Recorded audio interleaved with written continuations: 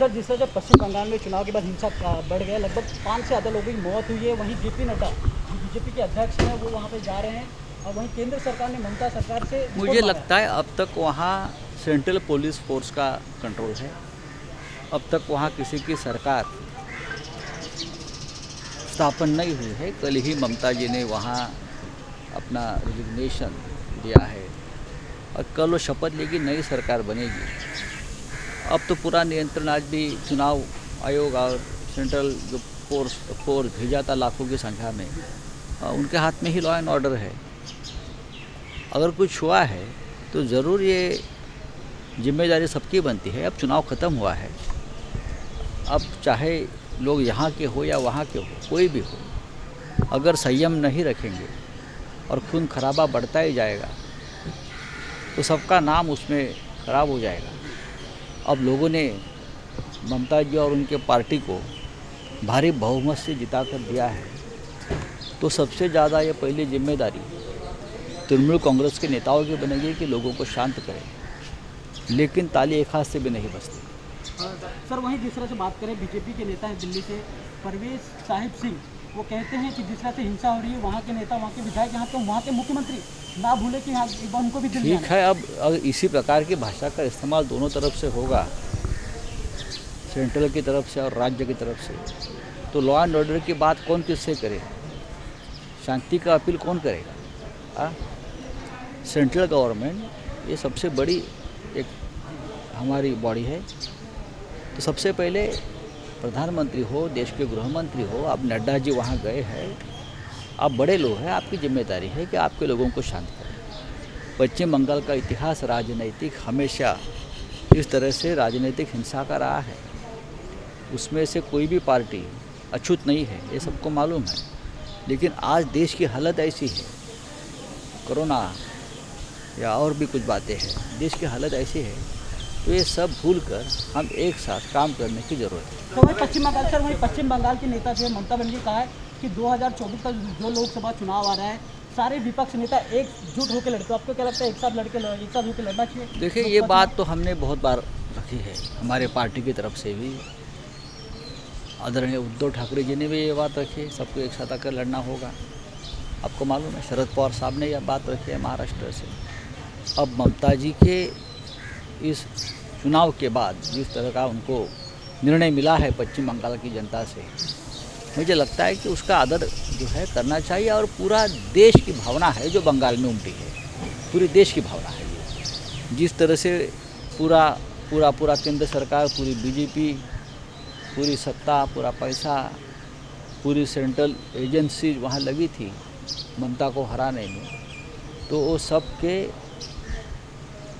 सबको धुल में मिलाकर ममता जी अगर जीती है, तो मैं मानता हूँ ये देश के मन की बात पश्चिम बंगाल की भूमि से सामने आई है। तो ये एक जनादेश भी है, एक आदेश भी है कि सभी जो बीजेपी विरोधी है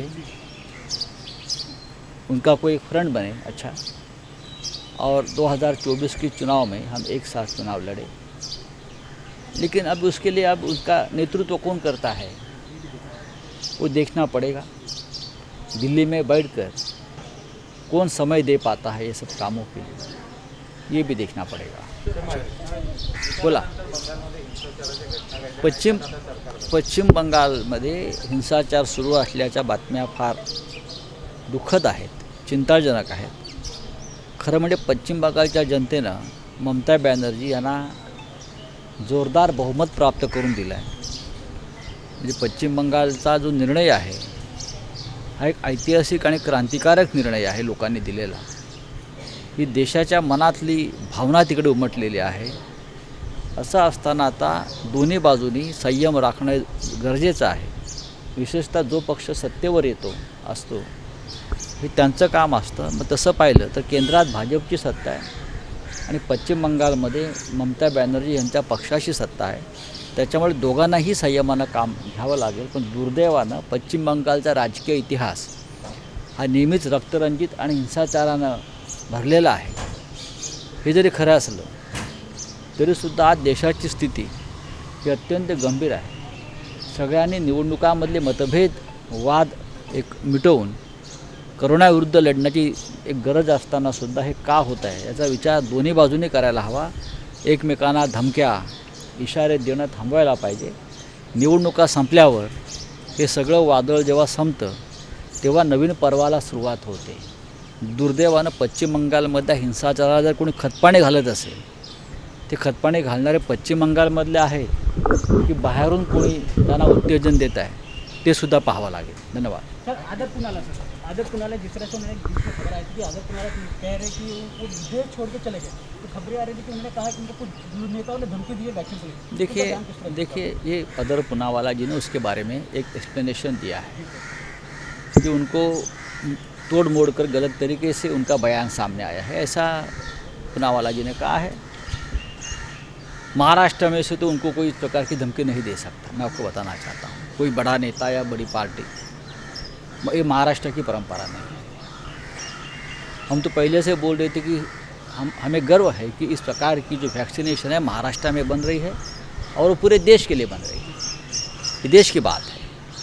तो हमारे तरफ से या और कोई पॉलिटिकल पार्टी की तरफ से और जिसने इस प्रकार की बात रखी अपने चैनल पर उनको तो माफ़ी मांगनी पड़ी है. तो अगर कोई है तो उनकी जांच होगी. लॉ एंड ऑर्डर का सवाल अगर वैक्सीनेशन के बारे में कोई निर्माण करता है, पैदा करता है, तो ज़रूर हमारी सरकार उसकी जांच करेगी. सर क्या सुरक्षा प्रोवाइड करी जिस तरह से केंद्र उनको सुरक्षा प्रोवाइड की है? देखिए उनकी सुरक्षा करना ये सबकी जिम्मेदारी है, क्योंकि उनका काम है वो देश की जनता के लिए है, जनता की सुरक्षा के लिए है और राष्ट्र के लिए है. तो ऐसे व्यक्ति की सुरक्षा करना ही हमारा फर्ज है. बोला पहा की जर अशा प्रकारच्या धमक्यांसंदर्भात जर स्वतः अदर पुनावाला यांनी काही वक्तव्य केलं असेल तर ते गंभीर आहे. खरं म्हणजे महाराष्ट्रातून अशा प्रकारचं कोणीही त्यांना धमक्या देणार नाही. महाराष्ट्राची परंपराच नाही.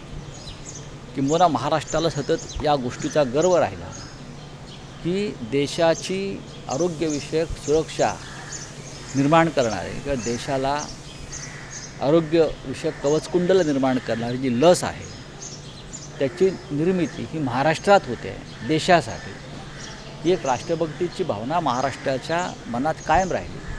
त्याच्यामुळे महाराष्ट्रातले कोणतेही नेते, राजकीय पक्ष जी आमची परंपराच नाही अशा प्रकारे धमक्या दहशत निर्माण करणं ही आमची परंपराच नाही. जर कोणी करत असेल, केली असेल तर त्या संदर्भात केंद्र सरकारनं आणि राज्य सरकारनं दोघांनीही खोलवर तपास करावा एवढंच मी सांगू शकतो.